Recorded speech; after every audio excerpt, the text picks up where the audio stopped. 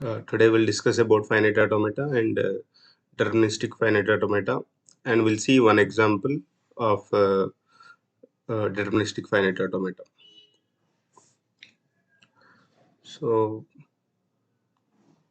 first of all, what is finite automata? Let's review what is finite automata. It is an abstract machine which consists of a set of states. So you can denote this by a diagram where this is finite control and this is a tape. This array is a tape which consists of symbols from sigma.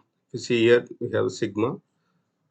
This uh, tape consists of input symbol from the sigma, and this finite control consists of a set of states from Q. So on reading the symbols, let's say there is symbol A, B, A, B, something like this. So on reading the entire string, if the finite automata is in some final state, then the string is acceptable. Like that means here, if AB is after reading AB, if the finite control is in some state, some state Q that belongs to F, then we say that the string is accepted by the finite automata. And what is Q naught here? Q naught is the start state. So because in the finite control there will be multiple states, so it should start from some state. So that initial state we call it as start state, and generally we represent it with Q naught.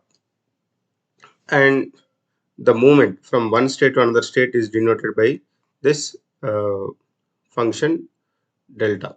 So when it comes to deterministic finite automata, it is a mapping from Q by sigma to Q. So that means the finite automata will be in some state and it will read some input and move to some state. So it can be same state or different state.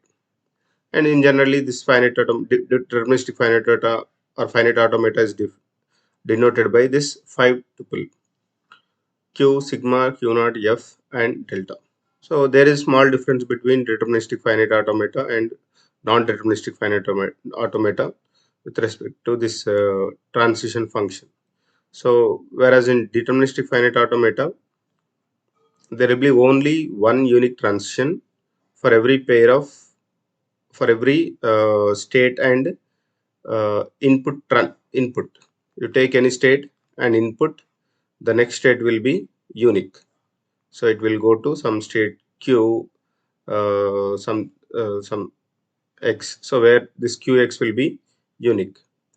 When it comes to non-deterministic finite automata, it may be in one or more states at some point of time. So that's why we cannot. That means we cannot determine the next state. So so that is the difference between DFA and NFA. So we'll see NFA later. Yeah.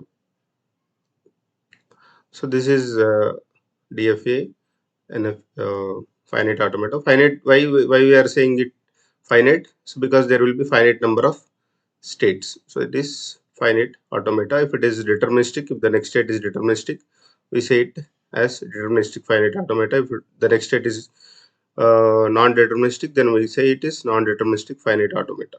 In short, we call it as NFA or NDFA. ND means non-deterministic. Right. We'll see one problem now. So this automata,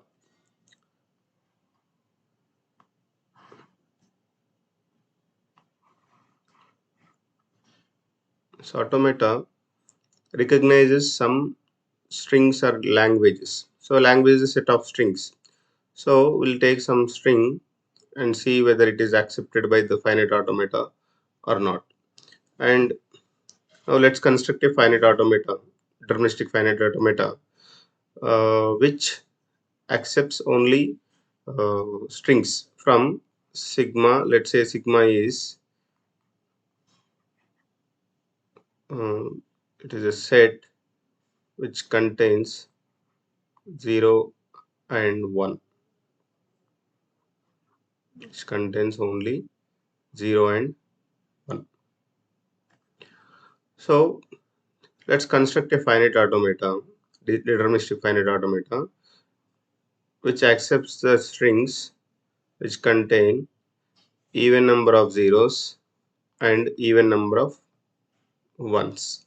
Okay, so number of ones should be even and number of zeros should be even. So now the language has only two symbols like 0 and 1.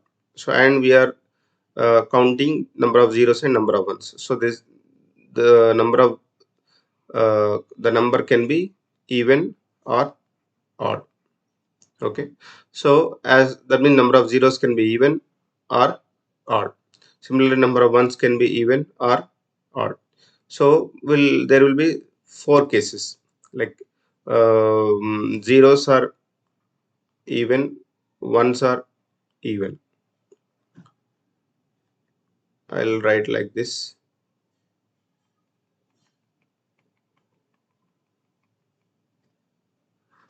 Let's say 0, 1, even, even, odd, odd, even, odd, odd,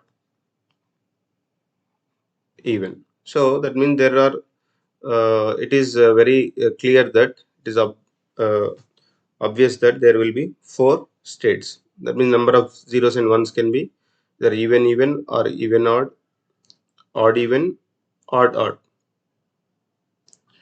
Right. So this is odd. So there will be four states. So let's start with Q even even. So why I'm starting with Q even even? Generally, if there are zero zeros and zero ones, so then we consider zero as even. So Q even even. So it is a also a final state and it is a start state because uh, if you take the strings, all possible strings, so empty string is also one possible string, so where number of zeros and number of ones is 0 and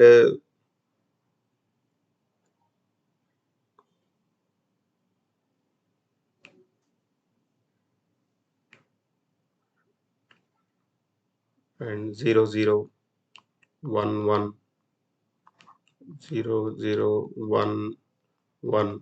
So there will be strings like this, so where number of zeros and number of ones are even, so like this 1 0 1 0 and goes on, it goes on like this. Okay, so now this QEE which accepts even number of zeros and even number of ones. So actually it accepts empty string also. And so this case is over. And next odd number of ones and odd number of zeros. So we'll see this odd number of ones and odd number of zeros later. Now let's add one input. Let's say let's add 0. So if the input is 0, now if the input is 0, number of zeros is 1 and number of ones is 0. So that means odd number of zeros are there. The input is 0, the number of zeros is odd, the number of zeros is odd and number of ones is still even. So odd, even. And for example, from the start state, if the input was 1 instead of 0, if the input was 1, then number of zeros is still even, number of ones is odd. Right. So now as there are two inputs. So from QEE, we have given two inputs. Like if the input was 0, the input is 0, it will go to QOE, and if the input is 1, it will go to QEO. Now let's go back to the state QOE. So here number of zeros is odd. So if you get another 0, if you give another input 0, another 0 as input, it will go back to the start state. Because if you see here, uh, here 1 0 and here another 0, two zeros. So two zeros means again it becomes even. Now instead of 0, if the input was 1, so odd number of zeros and odd number of ones. So it will go to the new state called Q O O. So that means Q, odd number of zeros, odd number of ones. Now similarly, from this state, Q even odd. So even number of zeros and odd number of ones. So if there is input 0, then it will go to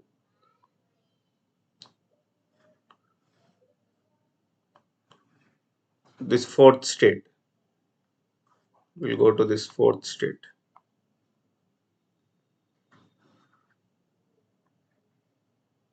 We'll go to the fourth state. Why? Because already number of ones were odd, and we got another 0. So zeros also become odd. So that's why it goes back to it goes to Q odd odd. And if there is a 0 on Q odd odd, so zeros will become even, so it will go back to this state. And if there is 1, so it will go back to this state. So this is odd odd, this is odd even, and this is even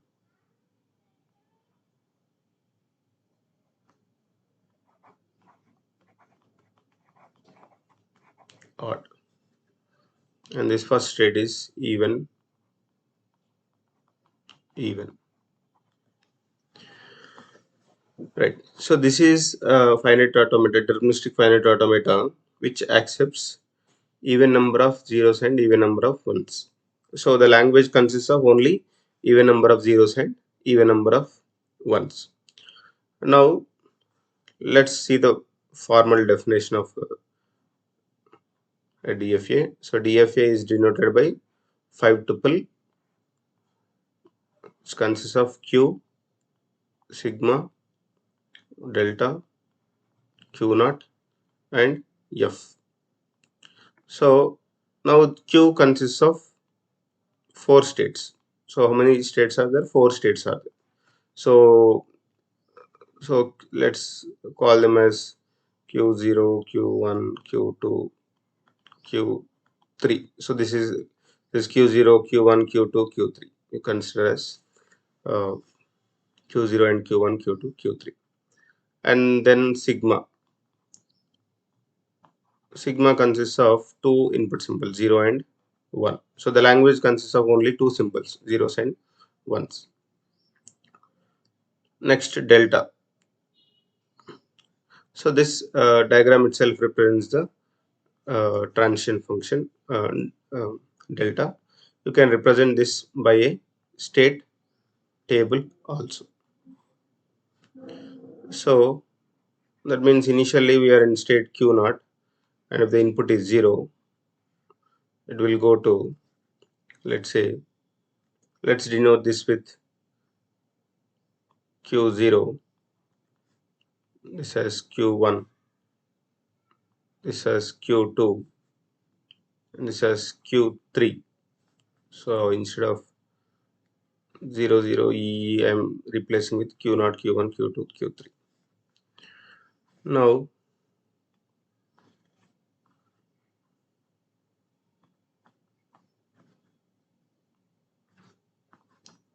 Now on Q naught, it will Q naught on 0, it will go to Q2, and 1 it will go to Q1, and Q1 on 0 it will go to Q3, Q1 on 1. Yeah, so we missed this state transition. On input 1 it will go back to the initial state, because here 1 and here another 1, so it will be even number of 1, so it will go back to QEE. Now Q1 on 1 it will go to Q naught. Now Q2 on 0 it will go to Q naught, and Q2 on 1 it will go to Q3. Q3 on 0 it will go to Q1, and Q3 on 1 it will go to Q2. So this transition function can be represented by the transition table. So here rows state should be taken on the row wise, and the columns represent the input. The column should be input symbols. So if there are more input symbols, there will be more number of columns. And this Q naught is the initial state. So we'll represent with an arrow, and it is the final state. So we put a star here. So this arrow represents that it is initial state, and the star represents that it is the final state. So, and Q naught is the initial state, and F contains only one state, that is Q naught. So if you are given a problem like this, construct a finite deterministic finite automata, so you have to construct a state diagram like this, and identify the tuples, elements of the tuples or components of the tuples, Q, sigma and all, and draw the state table like this. Thank you.